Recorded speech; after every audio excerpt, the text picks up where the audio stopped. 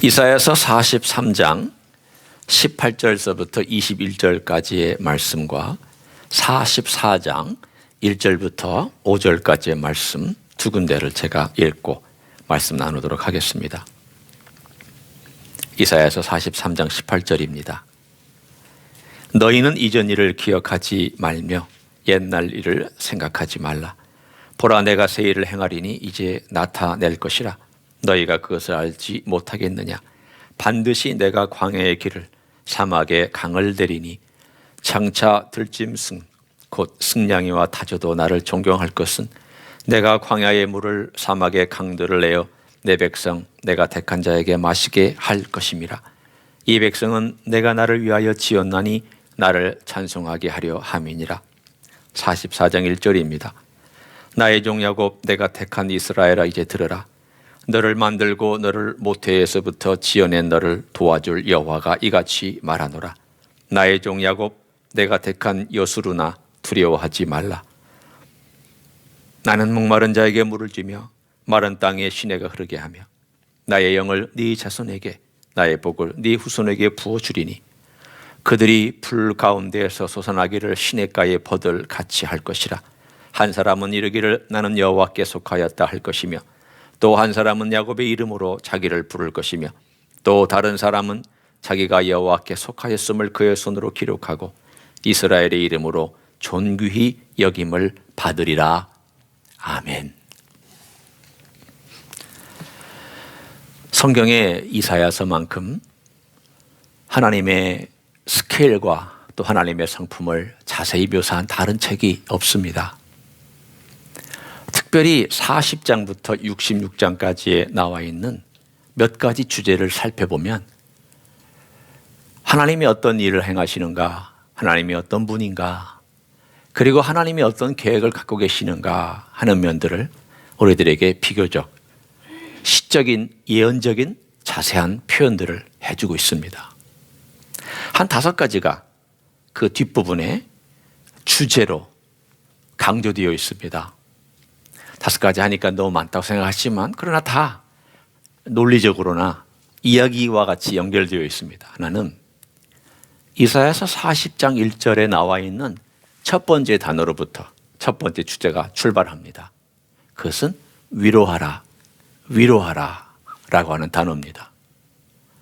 우리말 성경에는 위로하라는 단어가 먼저 나오지 않습니다.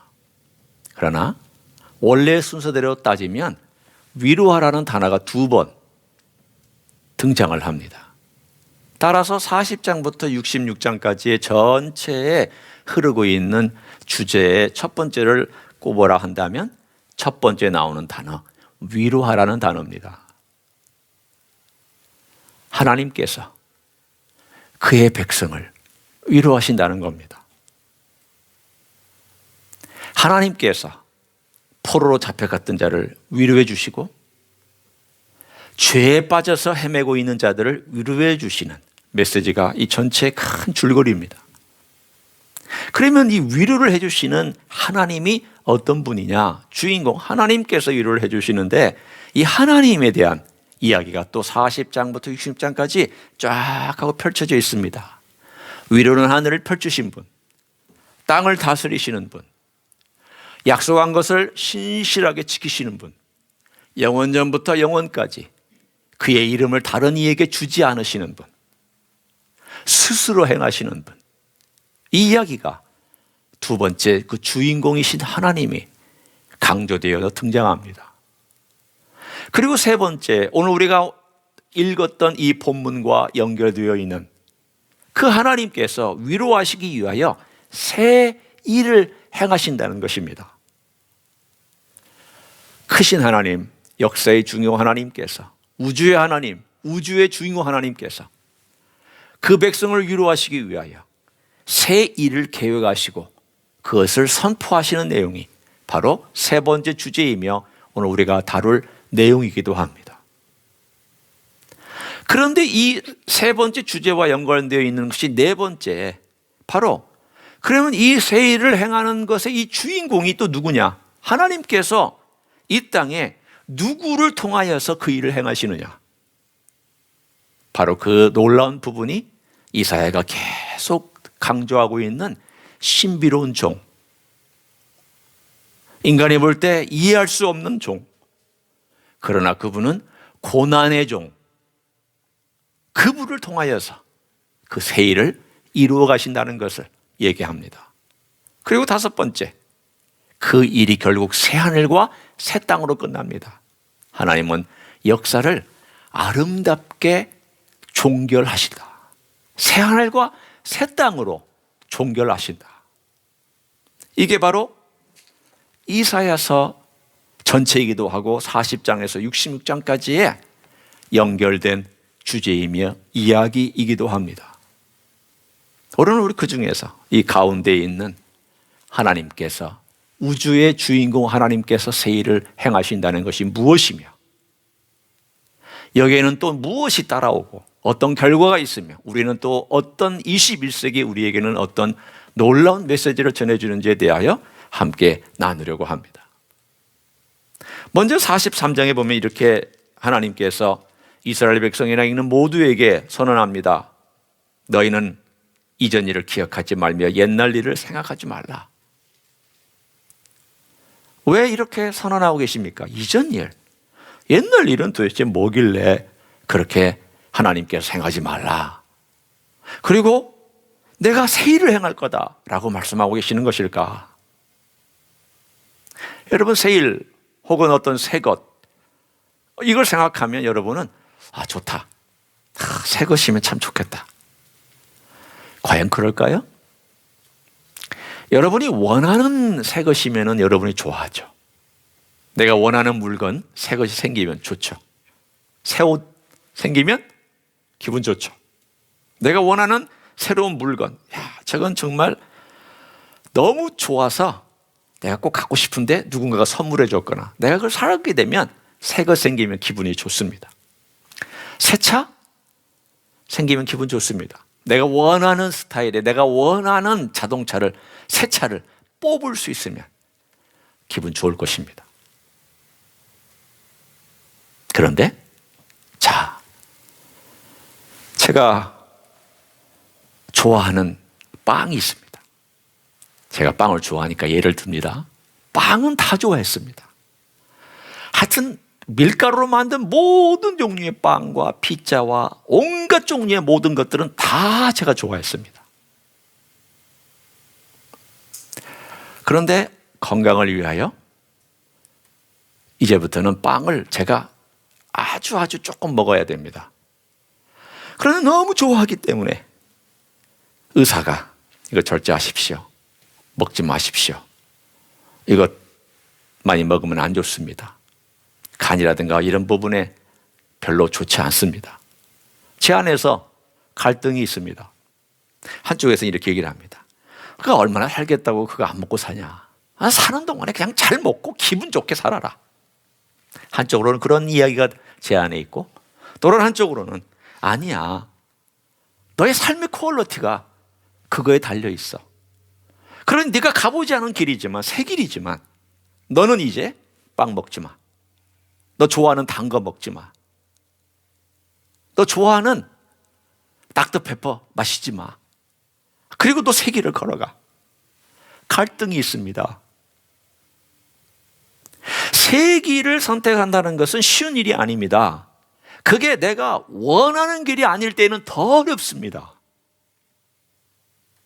좋은 줄은 알지만 대가를 많이 지불해야 되기 때문에 그거 힘든데요, 별로 제가 원치 않는데요, 제가 그렇게까지 해야 되나요? 뭐 새 일은 이렇게 살다가 그냥 가죠 뭐. 여러분, 새 일이 생각보다 내가 즐거워하는 일이 아닐 수 있습니다. 우리가 하나님을 생각할 때도 그렇습니다. 하나님께서 나를 변경시키지 않는 선에서 내게 축복을 주시면 참 좋아합니다. 내 삶의 스타일을 변경시키지 않고, 내가 가던 길 변경시키지 않고, 내가 하던 생각의 스타일 변경시키지 않고, 내가 이제까지 했던 습관 변경시키지 않고, 그리고 복을 많이 주면 하나님, 멋진 하나님이라고 얘기하고 싶을 것입니다. 그런데 하나님께서 내 삶의 스타일을 막 바꿔가시면 하나님 힘들어요. 왜 꼭 그렇게 해야 돼요? 그 세길 그거 이거 어려워요. 가기 있는 대로 살래요. 여러분, 예수 믿으면서 이러한 갈등을 겪지 않은 사람은 하나님의 새 일이 뭔지를 모르는 사람입니다. 오늘 하나님께서 우리에게 말씀하시는 이 새 일이 그런 새 일입니다. 제가 더 역사적인 배경을 설명합니다. 그들이 하나님을 생각할 때, 이스라엘 사람들이 하나님을 생각할 때 하나님께서 큰 일을 행하실 거다, 너희 백성을 위하여 큰 기적을 베푸실 거다, 그랬더니 사람들이 기대를 합니다. 하나님, 그러면 하나님께서 홍해를 가르는 그런 기적을 행하실 겁니까? 홍해 그거 얼마나 멋있습니까? 바다가 쫙 흘러지고 멋진 지도자가 지팡이를 딱 들고 바다를 치면 바다가 쫙 갈라지고, 그리고 반석을 치면 반석에 명령하면 반석에서 물이 솟아오르고, 이런 멋진 지도자가 하나 딱 나타나고, 그리고 하나님의 그 홍해가 갈라지는 기적이 나타나고, 그리고 나서 백성들이 그 길로 쫙 걸어가며 200만이 넘는 백성들이 그 기적을 경험하며, 그리고 적들은 그 물에 수장되어서 다 사라지는 그런 놀라운 기적을 하나님이 행하실 겁니까? 야, 참 좋습니다. 스펙터클합니다. 사람들은 옛날에 기록되어 있던 그 글자 그대로나 혹은 그 내용 그대로 하나님이 똑같이 해주시기를 기대하고 있었습니다.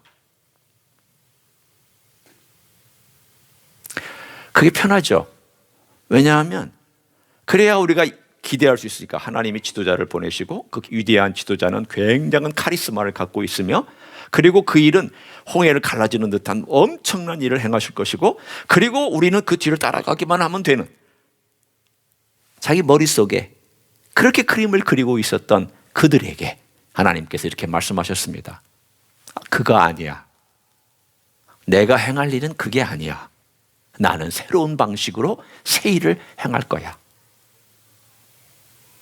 이 새로운 방식이 무엇인데 그것이 사람을 불편하게 했을까요? 이사야서는 그 새 일이 뭐라고 얘기하고 있을까요? 오늘 본문에 보면 힌트가 잘 안 나와요. 오늘 본문에 나와 있는 내용은 전부 이것뿐이 없습니다. 19절에 보면 보라, 내가 새 일을 행하리니 이제 나타낼 것이라, 너희가 그것을 알지 못하겠느냐? 이렇게 물어보면 대답이 뻔하죠. 모르겠습니다. 또 반드시 내가 광야의 길을 사막의 강을 내리니 장차 들짐승 곧 승냥이와 타조도 나를 존경할 것은 내가 광야의 물을 사막의 강들을 내어 내 백성 내가 택한 자에게 마시게 할 것임이라. 하나님이 사막이나 강에 물을 내어서 백성이 물을 먹는 거? 아니, 그거 과거에도 하나님이 하셨잖아. 광야에서 이스라엘 백성이 물 먹었잖아. 뭐 이게 신기한 것이라고, 뭐 이게 새로운 일이라고 그렇게 말씀하실까? 사람들은 그렇게 분명히 반응을 볼 것입니다. 이 새 일이 도대체 뭐길래 하나님은 새 일이다, 너 홍해의 그 기적 기억하지 마라, 그때의 놀라운 일 기억하지 마라, 나가 행하는 것은 내가 새로운 방식으로 행하는 것이니 이 새 일을 기억하고 앞으로 이를 일을 대해서 너희들 눈여겨봐라. 그는 바로 이 광야가 무엇이고 누구냐에 달려있는 내용입니다. 이 광야와 사막은 바로 이스라엘 백성의 마음을 상징하고 영혼을 상징합니다. 여러분과 저의 영혼과 마음을 상징하고 있는 것이 바로 이 사막과 광야라는 단어입니다. 그러면 이 사막 같은 죄로, 죄책감으로, 절망으로, 슬픈 이야기들로 이 땅에 살아가는 수많은 막혀있는 것들로 내 삶이 사막화되고 내 삶이 광야에 있는 돌들처럼 메마른 땅이 되어 있는 그 상황 속에 하나님이 새 일을 행한다는 것은 무엇입니까? 그게 바뀌어서 옥토가 된다는 뜻입니다. 그러면 하나님께서 이 땅을 바꾸어서 옥토로 만들려면 어떻게 하셔야 되겠습니까? 이사야서는 구석구석에다가 몇 가지 이야기들을 계속 반복적으로 우리에게 들려줍니다. 잊어버릴 만하면 또 들려주고, 잊어버릴 만하면 또 들려줍니다. 그것이 무엇인가 하면 여호와의 종에 대한 이야기입니다. 내가 내 종을 보낼 것이다. 이 종이 와서 일할 것이다. 이 종은 스펙타클한 그러한 일을 안 한다. 그 종은 조용히 일할 것이다. 거리에서 들리지 아니하게 일할 것이며, 꺼져가는 등불 끄지 않고 상한 갈대를 꺾지 아니하는, 은밀하면서도 조용히 사람들 한 사람 한 사람을 만나가면서 일하는 그 일을 할 것이다. 거대한 홍해를 가르는 그런 일은 아닐 것이다. 그러나 그는 조용히 공의를 세우기 위하여서 수고하고 애쓸 것이다. 그리고 그 수고하고 애쓰는 것이 어느 지점까지 수고하고 애쓸 것이냐? 이사야서 53장에는 얘기하기를 자기를 친히 드려, 제물로 드려, 죄에 물들고 죄에 찌들은 인생을 위하여 대신 죽는 거기까지 그렇게 조용히 자기의 몫을 감당해 나갈 것이다. 그 고난받는 종, 그 종이 피를 흘려서 그 피가 사막과 광야에 떨어져야 그 땅이 옥토가 된다. 이게 이사야서의 이야기입니다. 이사야서 군데군데 있는 이야기를 제가 지금 일목요연하게 정리하고 있는 내용입니다. 예수님의 피가 떨어지지 아니하면 안 되는데, 이건 스펙타클한 일이 아닙니다. 왜? 누가 십자가를 보고 야, 스펙타클한 기적이야. 그 시대에 누가 십자가에 달린 수치스럽게 죽어가는 예수 그리스도를 보고 이야, 하나님의 영광이 드러났어, 이런 사람이 어디 있었습니까? 이야, 스펙타클한 하나님의 기적과 홍해가 갈라지고 백성이 건너가는 놀라운 일이야. 누가 박수치면서 그 일을 그렇게 칭찬하고 영광스럽게 여겼습니까? 누가 십자가를 보고 그렇게 얘기한 사람이 어디 있습니까? 스펙타클한 게 아니라 스캔들이었습니다. 스캔들. 사람들이 다 스캔들로 여겼으며 넘어졌습니다. 걸림돌이었습니다. 다 걸림돌이었습니다. 저자들에게도 걸림돌이요, 멀리서 바라보는 여인들에게도 걸림돌이요, 로마 사람들에게도 걸림돌이요, 유대인들에게도 걸림돌이요, 다 걸림돌이었습니다. 그때에 아무도 이 일을 알지 못했습니다. 그래서 이사야서 46장에 보면은 그 새 일을 은비한 일이라고 표현하고 있습니다.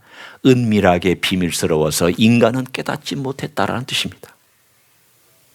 누구도 깨달은 자가 없었습니다. 여러분, 나 같은 광야 같은 인생이, 나 같은 사막 같은 인생이 옥토가 된 것은 예수님의 피가 떨어져서 스며 들어와서 그 결과로 된 것이지, 결단코 내가 광야가 스스로 변화의 옥토가 된 적은 이 세상에 아무도 누구에게도 일어나지 못합니다. 오늘 그다음 예수님의 피가 나를 변하여서 이제 옥토로 만든 다음, 그 다음 우리는 어떤 사람이 되었습니까? 새로운 존재가 되었잖아요. 그 새로운 존재에 대한 이야기가 44장의 이야기입니다. 자, 한번 보세요. 이 44장을 한번 우리가 보면 이렇게 1절과 2절에 나와 있습니다. 나의 종 야곱, 내가 택한 이스라엘아, 이제 들으라. 너를 만들고 너를 모태에서부터 지어낸 너를 도와줄 여호와가 이같이 말하노라. 나의 종 야곱, 내가 택한 여수르나 두려워하지 말라. 하나님께서 자신의 종을 세워 그 종이 죽음으로 사막을 옥토로 만든 다음, 그 다음에 그 종에게 이름을 부어주십니다. 그 이름이 어떻게 변화했는지를 한번 보십시오. 44장 1절에 처음에는 나의 종 야곱이 나오고 내가 택한 이스라엘이 나옵니다. 2절에는 나의 종 야곱이 또 나오고 그 다음에 내가 택한 여수론이 나옵니다. 왜 이 이름을 두 번 반복하면서 사실은 조금씩 다르게 하나님이 말씀하고 계실까요? 앞에 야곱은 두 번이나 나오고 한 번은 이스라엘, 한 번은 여수론이 나오고 있을까요? 그것은 야곱은 옛날 이름입니다. 이스라엘은 새 이름입니다. 야곱은 옛날 이름입니다. 여수론은 새 이름입니다. 야곱이란 뜻은 잡는 자요, 뒤꿈치를 잡는 자요, 몸부림치면서 움켜쥐는 자요. 이스라엘은 하나님의 황태자요, 여수론은 옳은 자, 바른 자란 뜻입니다. 움켜쥐고 자기 욕심껏 살고 내 것을 버리지 못하고 내가 원하는 것이 주어지면 좋고 내가 원하는 것이 주어지지 아니하면 짜증내는 그런 인생의 야곱이 변하여서 너는 내 황태자야, 너는 나의 옳은 자의 의인이야, 너는 내 사랑을 받는 자야 라고 하나님께서 그 이름을 새롭게 불러주시는 그 이야기가 두 번째 이야기입니다. 내가 너를 새 이름을 줄 것이다. 여러분, 제가 설교할 때 지난 첫 번째 주, 두 번째 주 했던 설교 62장 2절의 이야기를 기억하실 것입니다. 하나님께서 쉬지 아니하고 열심과, 여기 나와 있는 거 나는 쉬지 아니할 것인즉, 하나님께서 그 쉬지 아니하고 일하시는 하나님의 그림의 첫 번째가 우리를 의로운 옷을 입혀서 의롭고 영광스러운 하나님의 사람으로 만드는 것이 하나님의 그림이며, 두 번째는 그분의 입으로 직접 새 이름을 불러주시는 것이 두 번째 그림이라고 나눴습니다. 그 두 번째 그림이 바로 44장의 이야기에 나와 있는 내용입니다. 새로운 존재로, 새로운 모습으로, 새로운 이름으로 우리를 불러주신다는 겁니다. 여러분, 새 이름은 하나님의 애정이 담긴 이름입니다. 하나님의 사랑이 담긴 이름입니다. 여러분의 미래가 담겨있는 이름입니다. 어쩌면 우리가 좀 더 이해할 수 있는, 조금 단어는 아니면 조금 이해할 수 있는 것은, 우리가 우리 자녀를 부를 때에 아이고 내 아들, 엄마가 오 내 아들 그러면 특별한 의미가 있는 내용이죠. 그냥 아들보다도 내 아들. 아빠가 아이고 이쁜 우리 딸, 특별한 의미가 있죠. 하나님이 부르시는 이 이름은 그런 뉘앙스를 갖고 있는 거예요. 이쁜 내 아들, 이쁜 내 딸, 내 사랑하는 대상, 내가 귀하게 여기고, 영적으로 설명하면 내 아들의 피가 묻어있는 내 사랑하는 딸과 아들, 내 아들 예수 그리스도의 피가 묻어있는 내 사랑하는 백성, 너는 내게 새로운 존재야. 너는 내가 심혈을 기울이며 내가 쉬지 아니하고 돌보고 내가 쉬지 아니하고 일하고 내가 쉬지 아니하고 너를 만들어가는 그러한 대상이라고 하나님은 말씀하고 계십니다. 그것이 바로 두 번째 새 이름을 주었다는 내용이죠. 그런데 이 새 이름을 준 다음에 우리가 예를 들어 옥토가 됐어요. 새로운 땅이 됐습니다. 그럼 이 새로운 땅이 계속해서 풍성한 열매를 맺어가려면 어떻게 돼야 되는지, 그에 대한 약속이 3절에 나와 있는 내용입니다. 제가 읽을 테니까 들어보세요. 나는 목마른 자에게 물을 주며 마른 땅에 시내가 흐르게 하며. 여기까지는 비슷해요. 위에 우리가 읽었던 43장과. 그런데 한 가지가 추가되어 있습니다. 나의 영을 네 자손에게, 나의 복을 네 후손에게 부어주리니. 이 단어, 네 번째, 물과 시내와 영과 복이라고 하는 단어 중에 제일 중요하고 우리에게 슬쩍 던진 것 같지만 그 핵심을 던져주고 있는 내용이 뭡니까? 나의 영이라는 단어입니다. 나의 영. 그게 무엇입니까? 하나님의 영, 성령, 성령님을 의미하고 있습니다. 설명하면 이렇습니다. 주님께서 사막 같고 광야 같은 우리에게 피를 흘려주시자 우리가 변하여서 옥토, 새로운 밭이 되었고 새로운 존재가 되었습니다.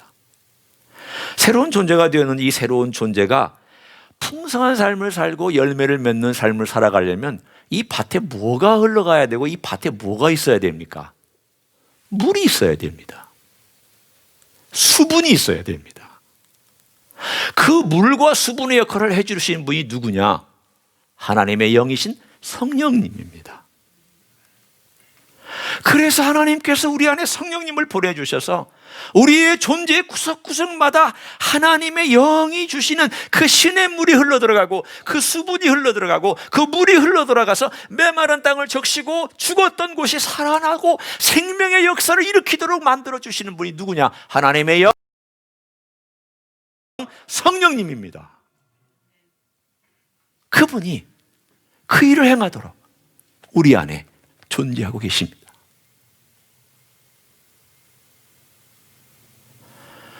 성령께서 내 안에서 그렇게 스며들어가고 영원히 솟아오르는 물이 되어서 내 안에서 퐁퐁퐁퐁 솟아올라서 그것이 내 심령과 내 모든 골수와 내 모든 영혼과 내 모든 존재의 깊숙한 곳이 들어가서 역사하려면 어떻게 해야 될까요? 가만히 있어서 될까요? 아닙니다. 뭐 저절로 될까요? 아닙니다. 그러면 교회만 나오면 다 예수 믿고 다 천당 가고 다 멋진 상급 받게요? 그거 아닙니다. 하나님께서 딱 한 가지 조건을 우리들에게 말씀하시고 명령하셨습니다. 어디에 나올까요? 이사야 40장 31절에 나와 있는 명령 한마디입니다. 그 명령으로 우리가 들을 수 있으면 좋겠는데요. 자, 31절 한번 가봅니다. 이사야 40장 31절. 자, 우리 한 목소리로 같이 한번 읽어봅니다. 이사야서 40장 31절입니다. 시작. 오직 여호와를 앙망하는 자는 새 힘을 얻으리니 독수리가 날개치며 올라감 같을 것이요 다른 박질하여도 곤비하지 아니하겠고 걸어가도 피곤하지 아니하리로다. 예, 우리는 뒤에 나와 있는 이 약속을 보면서 아멘 해요. 좋은 내용이죠, 그렇죠? 새 힘을 얻는다. 독수리가 날개치며 올라감 같다. 멋지다. 다른 박질라도 곤비하지 않는다. 좋다. 걸어가도 피곤하지 않는다. 누가 이런 힘 좀, 이런 에너지 좀 주면 안 될까? 누가 좀 이런 에너지 좀 공급해 주면 참 인생 살기 편할 텐데. 그냥 팍팍팍 나가고 그냥 뛰어도 피곤하지 않고 막 운동해도 피곤하지 않고 걸어가도 곤비하지 않고 이런 에너지를 누가 안 주나? 아멘 하죠. 이런 거 주시겠다고 하니까. 근데 거기에 조건이 있어요. 앙망하는 자는 이란 말이에요. 앙망하라는 거예요. 여러분, 하나님께서 쉬지 아니하고 일하시고 그 쉬지 아니하고 일하시도록 만들어 드리는 한 가지 조건이 있어요. 딱 한 가지예요. 더도 말고 딱 한 가지. 앙망하시는 거예요. 단어 그대로예요. 앙망은 앙모하며, 망 소망하는 거예요. 바라보고 소망하며 기다리고 또 바라보고 소망하며 기다리, 바라보고 소망하며 기다리며 바라보고 소망하며 기다리며 하나님의 역사와 우리 주님의 역사를 바라보고 소망하며 기다리며 그분에게 집중하고 또 바라보고 또 기도하고 또 그분에게 나아가면 성령께서 내 안에서 일하시기 시작한다는 거예요. 내가 바라볼 것은 야훼 하나님을 바라보라는 거고 내가 바라볼 것은 우리 주 예수 그리스도를 바라보면 돼요. 그러면 성령님이 내 안에서 일하세요. 성령님이 일하시는 정말 간단해요. 근데 우리가 바라보는 것을 잘 못해. 바라보다 그냥 자기 일을 해버리고, 기다리다가 지쳐가지고 그냥 자기 일 해버리고, 집중하다가 흩어져서 자기 일 해버리고, 자버리고. 악망하는 자. 오 하나님, 지금은 상황이 안 좋은 거 자합니다. 그러나 하나님 어떻게, 하나님이 행하실 걸 기대 않고 저는 그 약속을 믿습니다. 저 기대합니다. 기다리겠습니다. 주님 신실하신 분이기 때문에 분명히 이룰 걸 제가 믿고 기다리겠습니다. 주여, 제가 주님께 나와서 이렇게 간절히 간구하는 것은 주님을 악망하는 자는 독수리처럼 날아올라가며 다른 박질하여도 피곤하지 곤비하지 아니하며 또 걸어가도 피곤치 아니하겠다는 주님의 분명한 약속을 주셨기 때문입니다. 주님, 제가 악망합니다. 여러분, 우리가 기도할 것은 내 안에 악망하는 마음이 없을 때 그걸 달라고 기도해야 될 것이고, 간절함이 사라질 때 간절한 마음을 달라고 기도할 것이고, 내게 주님을 향하여 절실하게 주님을 부르짖는 그 마음이 사라졌을 때, 내가 지금 사막화되는 건 아닐까? 내 마음이 광야처럼 되는 건 아닐까? 내가 그냥 이대로 살다가 광야처럼 사막처럼 열매도 맺지 못하고 죽지는 않을까? 그걸 걱정하셔야 돼요. 그걸 두려워해야 돼요. 다른 거 두려워할 필요 없어요. 그거 두려워하시면 돼요. 악망하는 자는 우리 하나님께서 성령님이 그 안에서 일하심으로 나를 새롭게 만들어주시는 역사가 그 결과로 일어나게 되어 있습니다. 로마서 12장 2절을 제가 읽어드립니다. 너희는 이 세대를 본받지 말고 마음을 새롭게 함으로 변화를 받아 하나님의 선하시고 온전하시고 기뻐하시는 뜻이 무엇인가 분별하도록 하라. 여기서 명령형은 변화받는 거 하나밖에 없습니다. 분별하는 것은 명령형이 아닙니다. 분별하는 것은 결과로 다가오는 겁니다. 그 결과가 되기 위해서 우리가 받아야 될 것이 있는데 변화받는 거예요. 새롭게 되어지는 변화를 의미하고 있어요. 새롭게 됨으로 변화를 받아요. 근데 새롭게 되는 것이 어떤 거냐면 being renewed예요. 수동태예요. being renewed. 내가 새롭게 하는 거 아니에요. 성령님이 나를 새롭게 만들어 주셔야 돼요. 따라서 나는 성령님이 새롭게 만들도록 누구를 악망하냐면 주님을 악망하는 거예요. 성령께서 일하시기 위해서 야훼 하나님께 집중하며 악망하는 거예요. 그래서 내가 하나님께 악망하고 하나님을 악망하고 예수 그리스도를 악망하면 성령께서 일하시도록 되어 있어요. 성령께서 나를 새롭게 해주세요. 성령께서 내 안에서 힘을 공급하게 되어 있고 성령의 물결과 성령의 역사가 내 구석구석마다 침투해서 들어가게 되어 있습니다. 악망하십시오.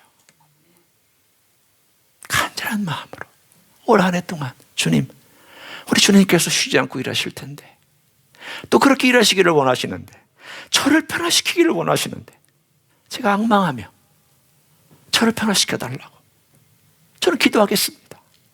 주님, 제가 가고 싶지 않은 길이라도 주님이 이끄신다면, 크게 성령이 역사하시는 길이라면 제가 순종하며 가겠습니다. 이렇게 해야 성령께서 마음껏 내 안에서 일하실 것입니다.